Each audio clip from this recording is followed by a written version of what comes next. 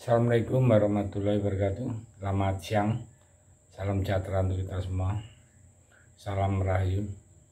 Indonesia di bawah kepemimpinan Joko Widodo benar-benar membuat decak kagum rakyatnya, tapi juga decak kagum dunia internasional. Dunia mengakui bahwa Indonesia saat ini bukan seperti Indonesia yang dulu, yang selalu monoton dalam segala hal. Di era pemerintahan Jokowi, pembangunan secara besar-besaran dalam semua sektor kehidupan terbangun secara berkesinambungan. Setelah pembangunan infrastruktur, jalan yang menyambungkan pelosok dan perkotaan serta kawasan industri, puluhan bandara, puluhan pelabuhan, perumahan rakyat dan lain sebagainya yang mempunyai daya positif. Kini Jokowi secara besar-besaran pula membangun smelter-smelter tambang atau pabrik-pabrik produksi pengolahan bahan tambang. Ini yang kadang kita tanpa sadari pentingnya infrastruktur dibangun di awal, karena tidak mungkin sebuah pabrik akan terbangun dan beroperasi maksimal bila infrastruktur jalannya tidak ada. Dan dibangun juga tol-tol, pelabuhan, serta bandara belum terbangun secara maksimal, mungkin akan kacau ya hasil-hasil pabrik itu. Pemikiran seorang kepala negara yang mempunyai nilai dan konsep yang luar biasa.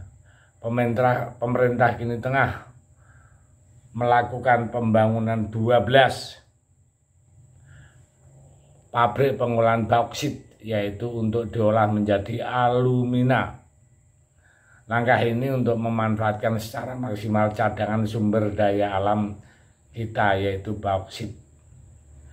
Direktur Pembinaan Program Linier bahwa Kementerian Energi dan Sumber Daya Mineral, yaitu Suryo, mengatakan jika semua tuntas dibangun dan mulai beroperasi, kapasitas input biji gips bisa melonjak menjadi 35 juta ton dalam per tahunnya. Sedang terdapat 12 pabrik pemurnian alumina yang masih dalam tahap konstruksi dengan kapasitas input biji bauksit mencapai lebih dari 35 juta. Ya, bertahun-tahun Pak Suryo mengetahui bahwa Indonesia memiliki cadangan bauksit terbesar ke-6 di dunia. Berdasarkan data bauksit tahun 2020, Kementerian SDM mengolah data pada Januari 2020, jumlah cadangan bauksit Indonesia mencapai 1,2 miliar ton atau sekitar 4% dari cadangan biji bauksit dunia. Wow, 4% dunia ya.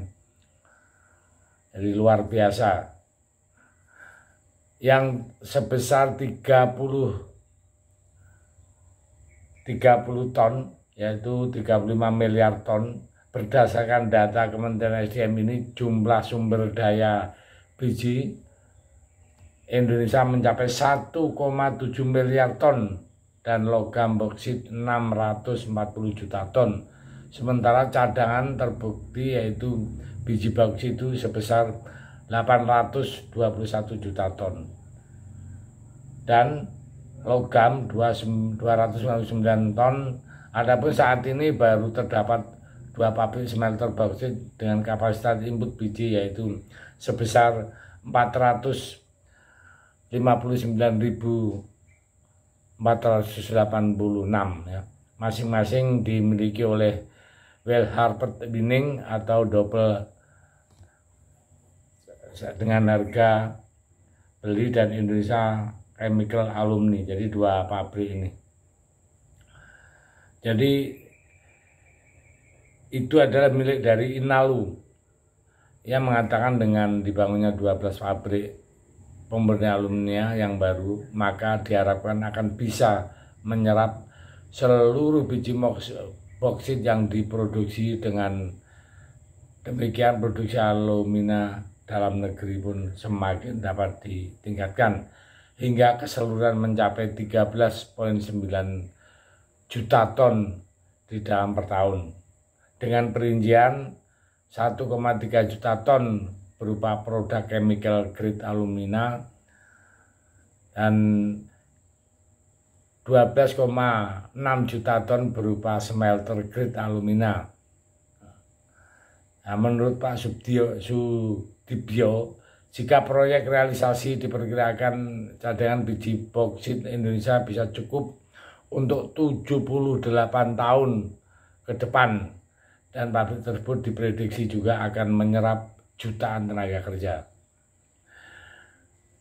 Sebelum Presiden Joko Widodo mengatakan hilirisasi industri akan dilakukan juga pada komoditas bauksit. Oleh sebab itu, tak hanya nikel saja, ke depan kita juga akan mulai dari bauksit yang mulianya adalah emas, tembaga. Nah, sebanyak mungkin turunan-turunan dari bahan itu akan menjadi nilai tambah bagi Indonesia ya. Papar Pak Jokowi. Ia mengatakan hilirisasi industri merupakan salah satu dari 3 strategi besar ekonomi negara di masa depan. 2 strategi besarnya yaitu digitalisasi UMKM serta ekonomi hijau. Ke depan strategi besar ekonomi negara-negara ada 3 hal yang ingin saya sampaikan. Yang pertama, hilirisasi, yang kedua digitalisasi UMKM, dan yang ketiga yang harus mulai masuk ke ekonomi hijau. Pangkas Joko Widodo. Jadi itulah Presiden Joko Widodo yang mempunyai visi yang jauh ke depan ya. Jadi kita beruntung sekali rakyat Indonesia mendapatkan presiden seperti Pak Jokowi ya. Dia bisa-bisan ya membangun negeri kita yang tercinta ini. Jokowi benar-benar ya, dan secara lillahi ta'ala membangun negeri ini demi untuk kemakmuran rakyatnya, demi untuk keadilan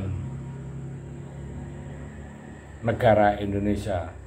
Maka dari itu kita sebagai rakyat yang mencintai Pak Jokowi harus kita dukung semua programnya agar supaya lancar ya, untuk anak cucu kita. Saya pikir itu. Terima kasih. Merdeka.